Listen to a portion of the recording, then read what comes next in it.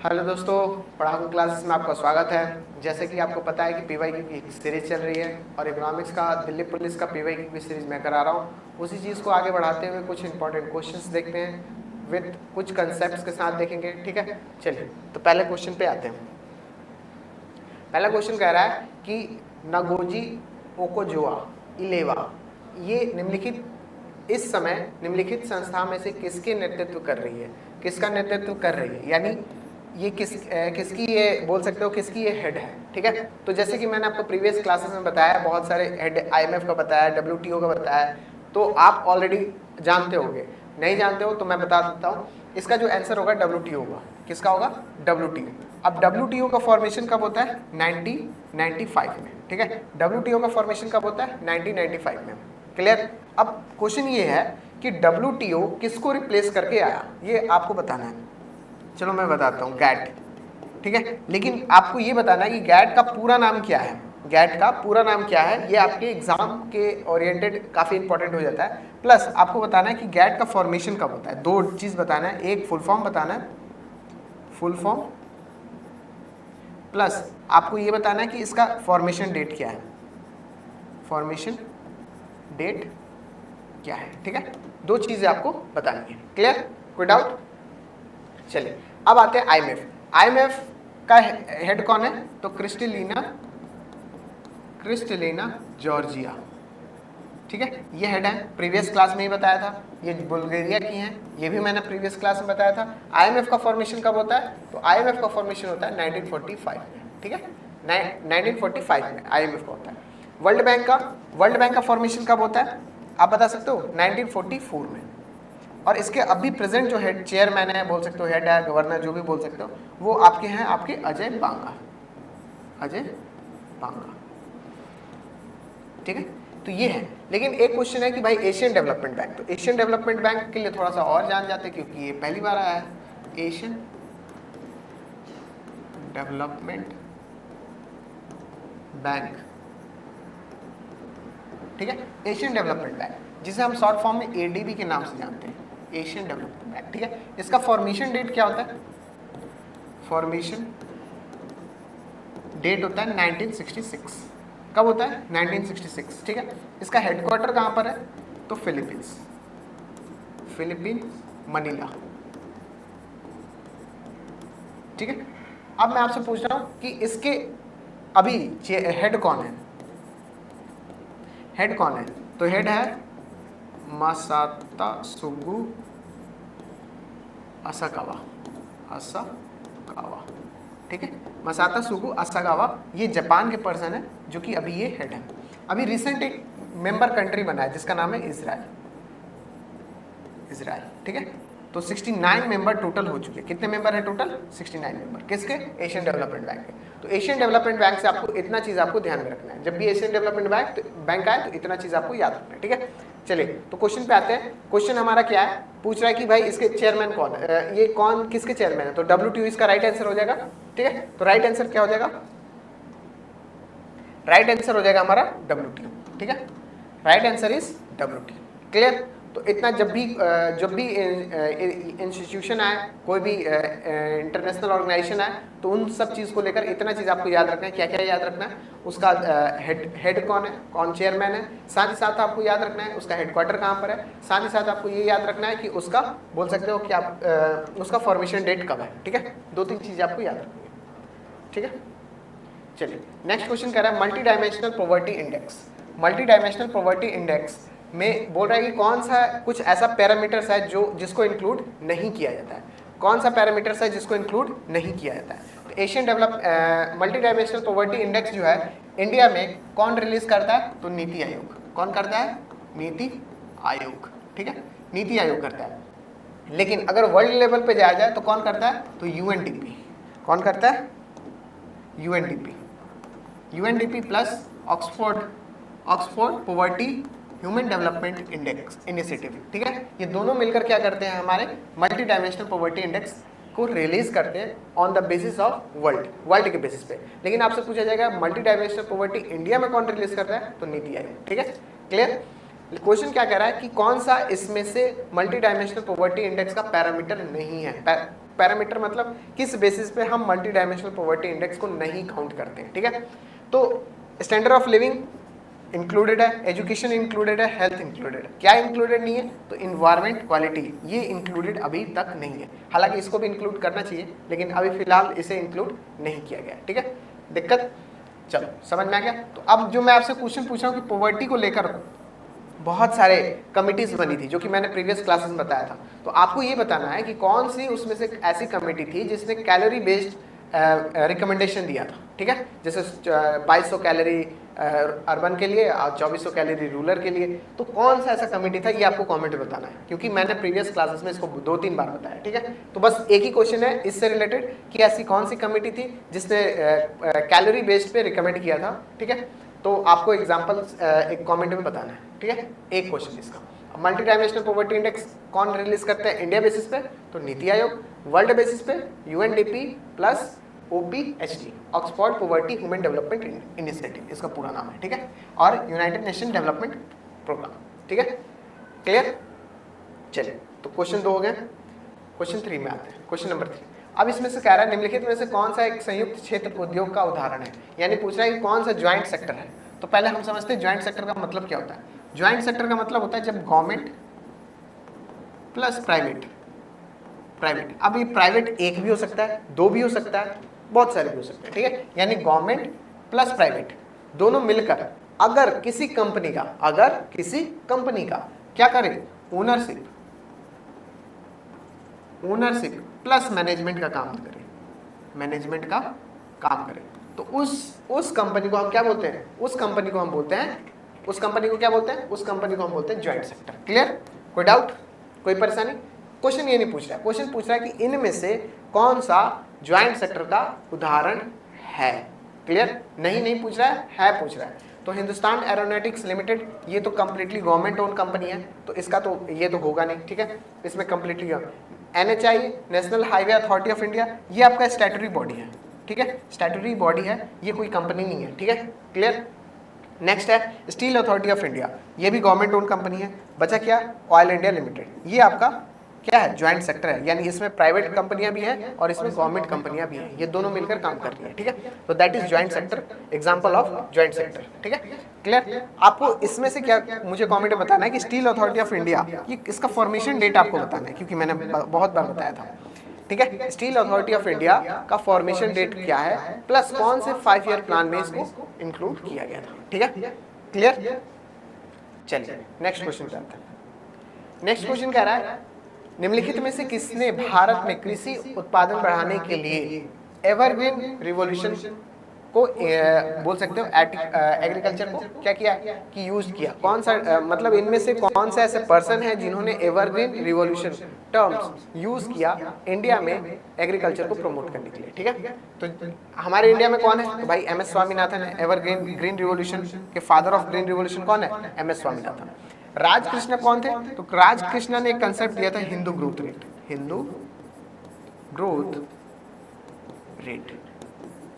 अब Hindu growth rate का मतलब 1951 से लेकर 1991, यानी जब तक आप बोल सकते हो LPG हमने अडॉप्ट नहीं किया था, तब तक इंडिया का जो ग्रोथ रेट था वो 3.5% एवरेज था।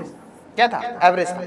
तो ये जो ग्रोथ रेट था काफी कम था, उसको ये टर्म दिए किन्होंने? राजकृष्ण ने टर्म दिया हिंदू ग्रोथ। तो या आपसे क्वेश्चन पूछा जा सकता है who term the Hindu growth rate, यानी किसने हिंदू ग्रोथ रेट टर्म्स यानी शब्द का उपयोग किया था? तो राजकृष्ण ने यूज किया, ठीक है। क्लियर? तो MS Swaminathan is the right answer. और राजकृष्ण ने क्या किया था? तो Hindu growth rate term use किया था, ठीक है। कब से कब तक? जब तक हमने LPG मॉडल अडॉप्ट नहीं कर लिया।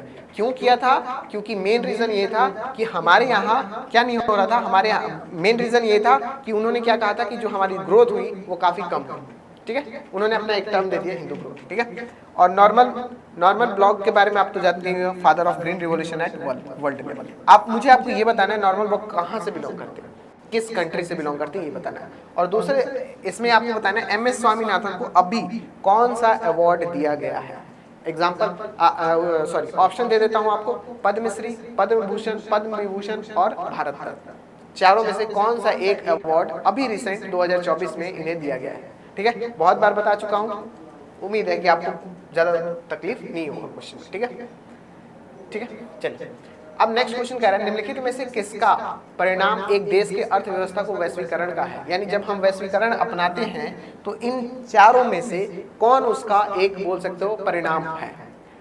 ठीक है, जब भी हम ग्लोबलाइजेशन अडॉप्ट करते हैं तो इन चारों में से कौन सा एक चीज हमें आउटकम्स देखने को मिलता है? ठीक है, तो पहला ऑप्शन क्या? आउटसोर्सिंग। आउटसोर्सिंग का मतलब, आउटसोर्सिंग बेसिकली सिंपल ऐसा है कि जैसे मान लो कि कोई बड़ी बड़ी कंपनियां होती हैं, वो अपना जो एक कॉल सेंटर बोल सकते हो उस तरीके का दूसरी कंट्री में ओपन कर देती है, that is the example of outsourcing. ठीक है, तो ये आउटसोर्सिंग तक कब पॉसिबल हो पाएगा? जब एक कंट्री दूसरी कंट्री के साथ ग्लोबलाइजेशन वाली मतलब इकोनॉमिकली कनेक्ट करेंगे तब। ऐसा थोड़ी होगा कि अगर मान लो कि इंडिया ने क्लोज्ड इकोनॉमी अडॉप्ट किया है, जैसे 1991 से पहले हम अडॉप्ट किए थे, तो उस कंडीशन में थोड़ी हो सकता है कि बाहर की कोई कंपनी हमारे यहाँ आकर अपना कॉल सेंटर ओपन करे, नहीं पॉसिबल नहीं। वो ग्लोबलाइजेशन करेंगे तभी होगा, जब हम एक कंट्री दूसरी कंट्री के साथ इकोनॉमिकली कनेक्ट करेंगे तभी पॉसिबल हो पाएगा। यानी पहला आपका राइट आंसर हो जाएगा आउटसोर्सिंग। लेकिन मॉनेटरी पॉलिसी रिफॉर्म कौन लेकर आता है? आरबीआई। ठीक है, मॉनेटरी पॉलिसी रिफॉर्म कौन लेकर आता है? आरबीआई। मॉनेटरी पॉलिसी कमेटी का हेड कौन होता है ये बताओ मुझे? मॉनेटरी पॉलिसी कमेटी का हेड कौन होता है? तो आरबीआई के गवर्नर। अब जो भी हो गया आरबीआई के गवर्नर, वो आपको मॉनेटरी पॉलिसी के हेड हो जाएंगे। ठीक है, क्लियर? कोई डाउट? आरबीआई के गवर्नर कौन है ये आप मुझे कमेंट में बता दो, बहुत बार बता चुका हूँ।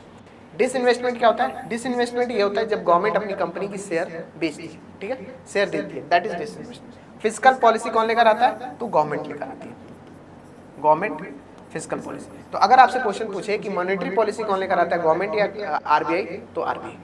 अगर आपसे पूछे फिस्कल पॉलिसी कौन लेकर आता है, आरबीआई या गवर्नमेंट, तो गवर्नमेंट। क्लियर? कोई डाउट? चलिए आगे बढ़ते हैं। नेक्स्ट क्वेश्चन कह रहा है, अब देखो इस नेक्स्ट क्वेश्चन कह रहा है कि एनडीपी एट फैक्टर कॉस्ट आपका 1050 रुपये है, और बोल रहा है कि सब्सिडी आपको 40 रुपये दे दी है। फिर बोल रहा है कि net factor income from abroad आपको 10 रुपये दे दी है। तो पूछ रहा है NNP at a factor cost. तो NNP at a factor cost का फॉर्मूला क्या होता है? तो NDP at a factor cost plus net factor income from abroad. Net factor, अगर इसको net factor net factor net factor income from abroad. ठीक है, इतना कर लेंगे तो हमारा क्या निकल जाएगा? हमारा आपका NNP at a factor cost निकल जाएगा। NNP at a factor cost निकालने का फॉर्मूला क्या होता है? NNP at a factor cost निकालने का फॉर्मूला होता है NDP at a factor cost plus NFI. अब NDP at a factor cost हमारे पास दिया हुआ है, कितना है? 1050 रुपया। और फिर एनएफआई क्या दिया हमारा? एनएफआई आपका 10 दिया है। इन दोनों को जब हम ऐड कर देंगे तो हमारा क्या आ जाएगा? हमारा आंसर क्या निकल कर आ जाएगा? NNP at a factor cost. अब दिमाग में आ रहा होगा कि सर सब्सिडी काहे नहीं जोड़ रहे हैं? सब्सिडी इसलिए नहीं जोड़ रहे हैं कि देखो NDP at a factor cost से हमें एनएनपी हमें निकाल एक से NNP at a factor cost हमें निकालना है NDP at a factor cost plus NFI. ठीक है, यही होता है। लेकिन अगर आपसे ये कह देता ना कि एनडीपी निकालो एट ए मार्केट प्राइस, एनडीपी निकालो एट ए फैक्टर कॉस्ट, उस समय हमें एनआईटी की जरूरत पड़ती है, नेट इनडायरेक्ट टैक्स की जरूरत पड़ती है। नेट इनडायरेक्ट टैक्स क्या होता है? इनडायरेक्ट टैक्स माइनस सब्सिडी, वहां पर हमें सब्सिडी की जरूरत पड़ती है। लेकिन हमें यहाँ पे कोई जो नॉर्मल हमसे क्या पूछ रहा है? NNP at a factor cost. यहीं पे NNP at A market price पूछ दे तो फिर हमें सब्सिडी की जरूरत पड़ सकती थी, एनआईटी निकालना पड़ता, तब जाकर हम कर पाते। ठीक है, यानी अगर हमारा ये नीचे वाला, यानी नीचे वाला मैंने मतलब मैं आपको समझा रहा हूँ, ये फैक्टर कॉस्ट और ये फैक्टर कॉस्ट अगर सेम है तो हमें सब्सिडी और एनआईटी की जरूरत नहीं पड़ेगी। लेकिन अगर ये डिफरेंट है, अगर यहाँ पर फैक्टर कॉस्ट की जगह अगर मार्केट प्राइस रहता और यहाँ पर फैक्टर कॉस्ट होगा, तब हमें इसे निकालने की जरूरत होती। तो जब मैं आपको इनकम, नेशनल इनकम पढ़ाऊंगा तो कैसे चेंज किया जाता है वो मैं आपको आसानी से समझाऊंगा। ठीक है, तो इसका आंसर, राइट आंसर क्या हो जाएगा? राइट आंसर हो जाएगा 1060 रुपया। ठीक है, चलिए नेक्स्ट क्वेश्चन कह रहा है कि जीडीपी के संबंध में निम्नलिखित में से कौन सा कथन सही है? मतलब कौन सा सही कथन है, यानी सही स्टेटमेंट, राइट स्टेटमेंट आपको फाइंड आउट करना है। तो जीडीपी का उपयोग मानव विकास को मापने के लिए किया जाता है? नहीं, जीडीपी का हम उपयोग कभी भी मानव विकास को मापने के लिए नहीं करते। वो कंट्री के आप बोल सकते हो, कंट्री का आप एक बोल सकते हो कि उसका जीडीपी का मतलब क्या होता है? Gross domestic product, final goods का production of goods, final goods and services in accounting year, ठीक है। उस कंडीशन में हम जीडीपी निकालते हैं, लेकिन हम मानव विकास को मापने के लिए नहीं करते। अगर मापने के लिए करते तो ह्यूमन डेवलपमेंट इंडेक्स नहीं निकालते, ठीक है। तो ये हमारा गलत हो जाएगा।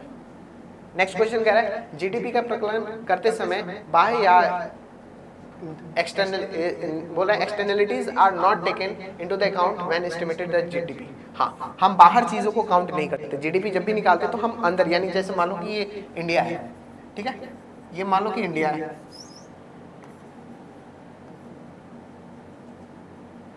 ठीक है, ये इंडिया है, तो हम बाहर के लोगों को नहीं काउंट करते। जैसे मान लो कि ये अमेरिका है, ठीक है, अमेरिका में कोई इंडियन रह रहा है, ठीक है, इसका इनकम हम जीडीपी निकालते हैं तो यहाँ पे काउंट नहीं करते, यानी एक्सटर्नलिटीज को हम काउंट नहीं करते। बात समझ में आ रही है? एक्सटर्नलिटीज कहने का मतलब इंडिया से बाहर की बात हो रही है, ठीक है।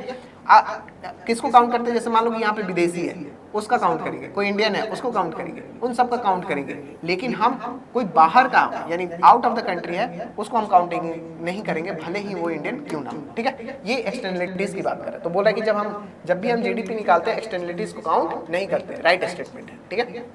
दूसरा कह रहा है सर्विस प्रोवाइडेड बाय द हाउसवाइफ्स are included when estimated the GDP. GDP निकालते समय क्या हम हाउसवाइफ जो हमारी मम्मी घर पे काम करती है, बहन जो भी हमारे घर पे कोई काम करता है, खाना पीना ये सब बनाते हैं, तो क्या हम उनका हम काउंट करते हैं जीडीपी में? उनकी इनकम हम काउंट करते हैं? उनका तो कुछ इनकम ही नहीं होता, उनकी वैल्यूज हम काउंट ही नहीं करते, तो ये हम जीडीपी, उनकी सर्विस को हम काउंट नहीं करते, सिंपल सी बात। तो जीडीपी में निकालते समय हम उनकी सर्विसेज को काउंट नहीं करते। ये स्टेटमेंट गलत है, ये सही है? तो ये गलत है क्योंकि हम काउंट नहीं करते, ठीक है। ये बोल रहा है कि service provided by the housewife are included नहीं होता, आर नॉट इंक्लूडेड होता तो ये स्टेटमेंट सही होता, राइट। तो इसमें बचा क्या? ये गलती हो गया, ये गलती हो गया, तो बचा only two is the right answer. Clear? कोई डाउट? ठीक है, तो कोई भी डाउट हो तो बताइए। नेक्स्ट क्वेश्चन कह रहा है in which 5 year plan the family planning programme undertaken. अब देखो फैमिली प्लानिंग प्रोग्राम जो था 1952 में हुआ था ये, लेकिन इंस्टीट्यूशन लेवल पे हुआ था, इंस्टीट्यूशन लेवल पे हुआ था ऑफिशियली, ठीक है, क्लियर। लेकिन बोला कि किस 5 ईयर प्लान में ये इंक्लूड किया गया, तो ये आपका था सेकंड 5 ईयर प्लान 1956 में हुआ था, ठीक है, 1956। अब आप मुझे बताओ कि फोर्थ 5 ईयर प्लान का क्या टारगेट है, क्या मतलब बोल सकते हो क्या पर्पस था, और 5 ईयर प्लान का डेट बताओ, टाइमिंग बताओ, क्योंकि ये मैंने बहुत बार बताया तो बार बार नहीं बताऊंगा मैं। आप इसका टाइमिंग बताओ कब से कब का था, और 7th 5 ईयर प्लान का टाइमिंग। ये सब इजी है, कोई मैंने इसे 3-4 बार बता चुका हूँ ऑलरेडी, ठीक है। तो आपको क्या करना है, 4th 5 ईयर प्लान का टाइम बताना है, कब से कब तक का है, 5th का बताना है कब से कब तक का है, और मुझे एक क्वेश्चन बताना है कि हॉलीडे प्लान कब से कब तक। हॉलीडे प्लान हॉलीडे बोल सकते हो, प्लान हॉलीडे 1966 से लेकर 69। अब तो आप 4th 5 ईयर प्लान बता ही दोगे भाई 1970 से लेकर 1969 से लेकर आप बोल सकते हो 1974।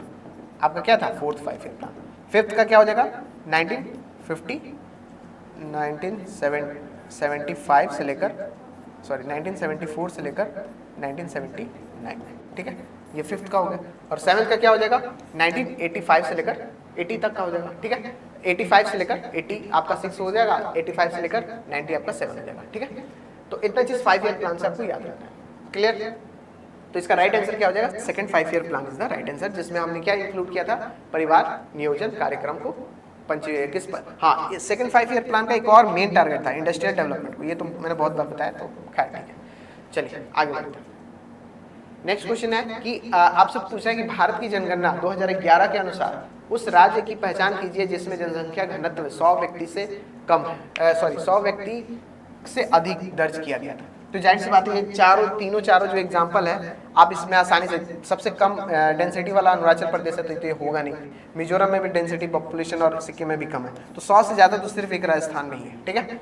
तो Rajasthan is the right answer.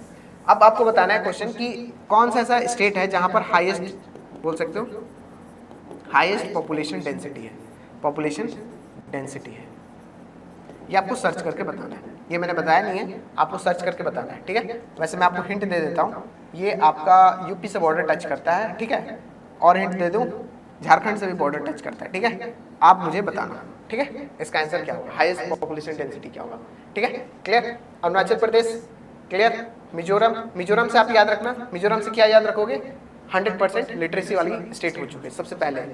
किसके थ्रू?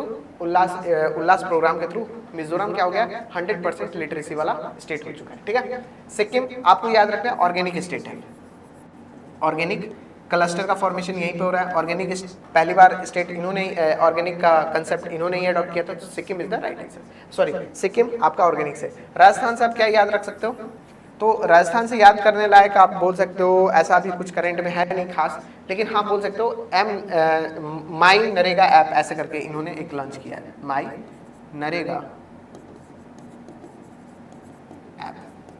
ठीक है, और एक और चीज याद रख सकते हो, एक रॉय लेक है, रॉय सागर लेक, उनका नाम चेंज करके इन्होंने वरुण सागर कर दिया है, वरुण